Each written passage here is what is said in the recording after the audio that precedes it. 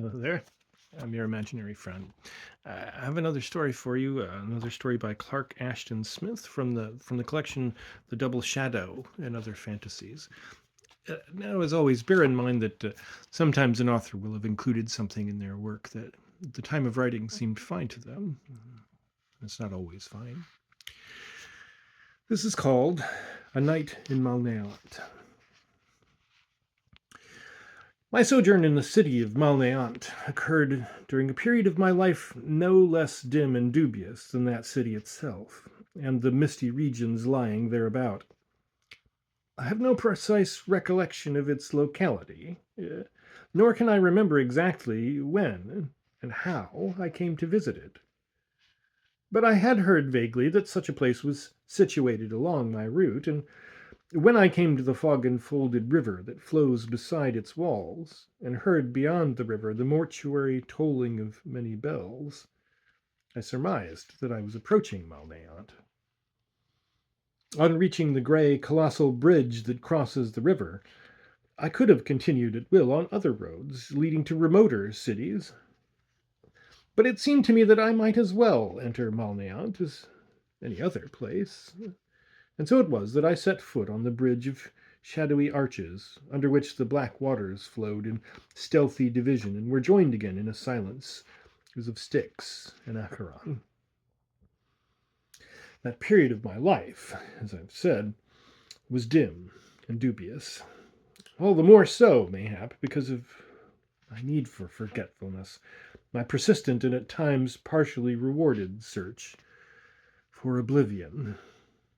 And that which I needed to forget above all was the death of the Lady Muriel, and the fact that I myself had slain her as surely as if I'd done the deed with my own hand. For she had loved me with an affection deeper and purer and more stable than mine. And my changeable temper, my fits of cruel indifference or ferocious irritability, had broken her gentle heart. So it was that she had sought the anodyne of a lethal poison, and after she was laid to rest in the somber vaults of her ancestors, I'd become a wanderer, followed and forever tortured by a belated remorse. For months or years, I'm uncertain which, I roamed from old world city to city, heeding little where I went, if only wine and the other agents of oblivion were available. And thus I came, some while in my indefinite journeying, to the dim environments of Malnéant. The sun, if ever there was a sun above this region, had been lost for I knew not how long in a sky of leaden vapors. The day was drear and sullen at best. But now, by the thickening of the shadows and the mist, I felt that evening must be near, and the bells I had heard, however heavy and sepulchral their tolling, gave at least the assurance of prospective shelter for the night. So I crossed the long bridge and entered the grimly yawning gate with a quickening of my footsteps, even if with no alacrity of spirit. The dusk had gathered behind the gray walls, but there were few lights in the city. Few people were abroad, and these went upon their way with a sort of sullen haste, as if on some funereal errand that would permit no delay. The streets were narrow, the houses high, with overhanging balconies and heavily curtained or shuttered windows. All was very silent, except for the bells, which tolled recurrently, sometimes faint and far off, and sometimes with a loud and startling clangor that seemed to come almost from overhead. As I plunged among the shadowy mansions, along the streets from which a visible twilight issued to envelop me, it seemed that I was going farther and farther away from my memories at every step. For this reason I did not at once inquire my way to a tavern, but was content to lose myself more and more in the grey labyrinth of buildings, which grew vaguer and vaguer amid the ever-mounting darkness and fog, as if they were about to dissolve in oblivion. I think that my soul would have been almost at peace with itself, if it had not been for the reiterant ringing of the bells, which were like all bells that toll for the repose of the dead, and therefore set me to remembering those that had rung for Mariel. But whenever they ceased, my thoughts would drift back with an indolent ease, a recovered security, to the all surrounding vagueness. I had no idea how far I had gone in Malnéant, nor how long I had roamed among those houses that hardly seemed as if they could be peopled by any but the sleeping or the dead. At last, however, I became aware that I was very tired, and bethought me of food and wine, and a lodging for the night. But nowhere in my wanderings had I noticed the signboard of an inn, and so I resolved to ask the next passer-by for the desired direction. As I have said before, there were few people abroad. Now, when I made up my mind to address one of them, it appeared that there was no one at all, and I walked onward through street after street in my futile search for a living face. At length I met two women, clothed in grey that was cold and dim as the folds of the fog, and veiled withal, who were hurrying along with the same funereal intentness I had perceived in all other denizens of that city. I made bold to accost them, asking if they could direct me to an inn. Scarcely pausing or even turning their heads, they answered, "We cannot tell you. We are shroud weavers, and we have been busy making a shroud for the Lady Mariel." Now, at that name, which of all names in the world was the one I should least have expected or cared to hear, an unspeakable chill invaded my heart, and a dreadful dismay smote me like the breath of the tomb.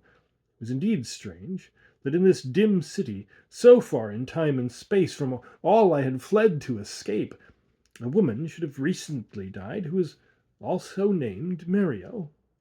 The coincidence appeared so sinister that an odd fear of the streets through which I had wandered was born suddenly in my soul. The name had evoked with a more irrevocable fatality than the tolling of the bells all that I had vainly wished to forget, and my memories were like living coals in my heart. As I went onward with paces that had become more hurried, more feverish than those of the people of Malnéant, I met two men who were likewise dressed from head to foot in grey, and I asked of them the same question I had asked of the shroud weavers. "We cannot tell you," they replied. "We are coffin makers, and we have been busy making a coffin for the Lady Mariel." As they spoke and hastened on, the bells rang out again, this time very near at hand, with a more dismal and sepulchral menace in their leaden tolling. And everything about me, the tall and misty houses, the dark indefinite streets, the rare and wraith-like figures, became as if part of the obscure confusion and fear and bafflement of a nightmare. Moment by moment, the coincidence on which I had stumbled appeared all too bizarre for belief, and I was troubled now by the monstrous and absurd idea that the Mariel I knew had only just died, and that this fantastic city was in some unsurmisable manner connected with her death. This, of course, my reason rejected summarily, and I kept repeating to myself, "The Mariel of whom they speak is another Mariel." And it irritated me beyond all measure that a thought so enormous and ludicrous should return when my logic had dismissed it. I met no more people of whom to inquire my way, but at length, as I fought with my shadowy perplexity and my burning memories, I found that I had passed beneath the weather-beaten sign of an inn, on which the lettering had been half effaced by time and the brown lichens. The building was obviously very old, like all the houses in Malnéant. Its upper stories were lost in the swirling fog, except for a few furtive lights that glowed obscurely down, and a vague and musty odor of antiquity came forth to greet me as I mounted the steps and tried to open the ponderous door. But the door had been locked or bolted, so I began to pound upon it with my fists to attract the attention of those within. After much delay, the door was opened slowly, grudgingly, and a cadaverous-looking individual peered forth, frowning with portentous gravity as he saw me. "What do you desire?" he queried, in tones that were both brusque and solemn. A room for the night, and wine, I requested. We cannot accommodate you. All the rooms are occupied by people who have come to attend the obsequies of the Lady Mariel, and all the wine in the house has been requisitioned for their use. You'll have to go elsewhere. He closed the door quickly upon me with the last words. I turned to resume my wanderings, and all that had troubled me before was now intensified 100-fold. The grey mists and the greyer houses were full of the menace of memory. They were like traitorous tombs from which the cadavers of dead hours poured forth to assail me with envenomed fangs and talons.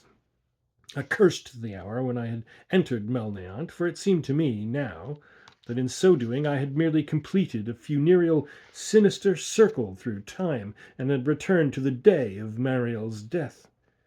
And certainly all my recollections of Mariel, of her final agony and her entombment, had assumed the frightful vitality of present things. My reason still maintained, of course, that the Mariel who lay dead somewhere in Malnéant, and for whom all these obsequial preparations were being made, was not the lady whom I had loved, but another. After threading streets that were even darker or narrower than those before traversed, I found a second inn, bearing a similar weather-beaten sign, and in all other respects very much like the first. The door was barred, and I knocked thereon with trepidation, and was in no manner surprised when a second individual, with a cadaverous face, informed me in tones of sepulchral solemnity. We cannot accommodate you.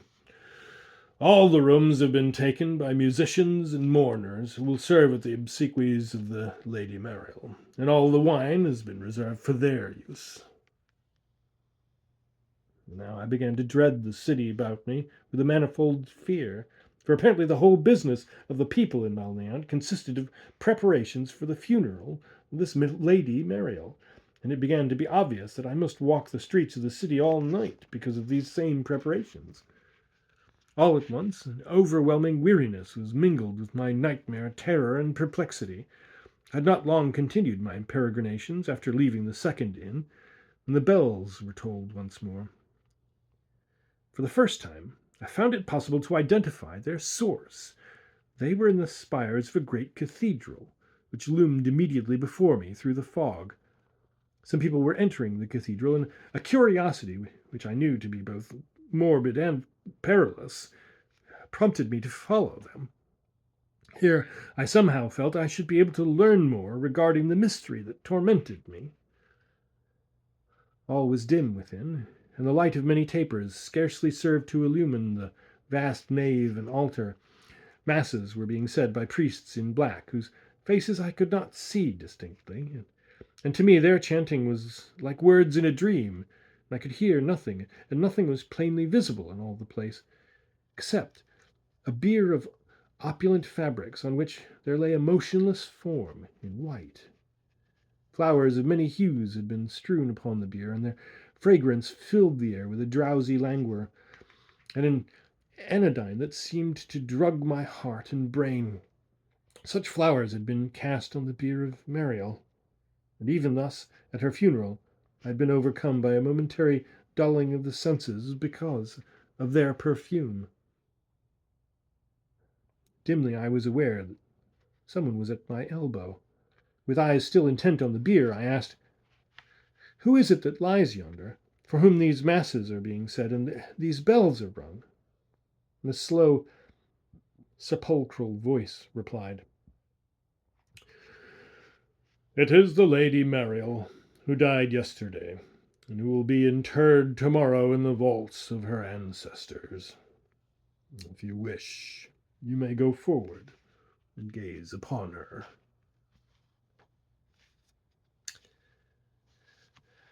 So I went down the cathedral aisle, even to the side of the bier, whose opulent fabrics trailed on the cold flags, and the face of her who lay thereon, with a tranquil smile upon the lips, and tender shadows upon the shut eyelids, was the face of the Mariel I had loved, and of none other.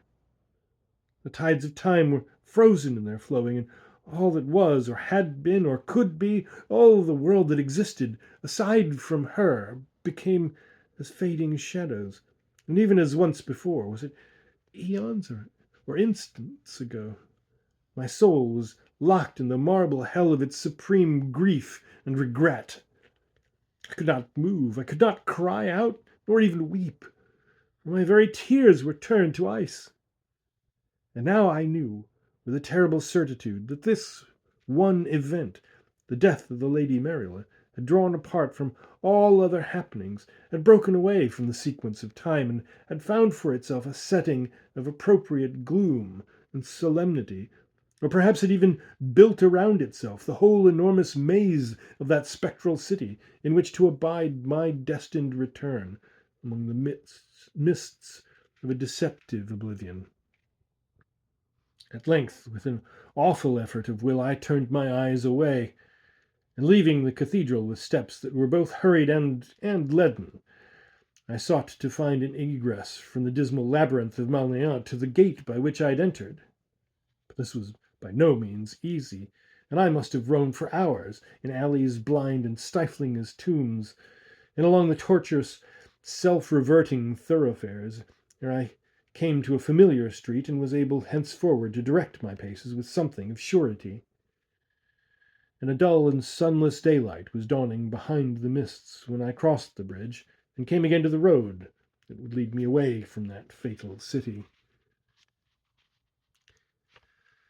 Since then, I've wandered long and in many places, but never again have I cared to revisit those old-world realms of fog and mist, for fear that I should come once more to Malnéant and find that its people are still busied with their preparations for the obsequies of the Lady Mariel.